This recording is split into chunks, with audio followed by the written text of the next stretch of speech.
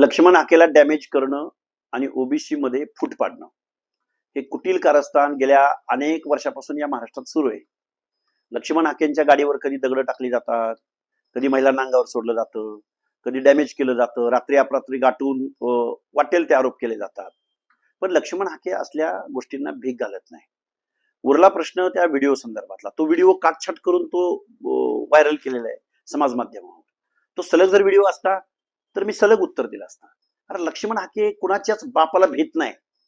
Laxman Hake OBC संदर्भातल्या, भटके विमुक्त जाती जमातीच्या संदर्भातल्या, अल्पसंख्याकांच्या संदर्भातल्या आणि याच्याही पलीकडे जाऊन एससी एसटी बांधवांच्या बाबतीमध्ये सुद्धा सामाजिक न्यायाच्या प्रतीक्षेत असलेल्या लोकांसाठी भांडणारा कार्यकर्ता आहे, रस्त्यावर भेटणारा कार्यकर्ता आहे.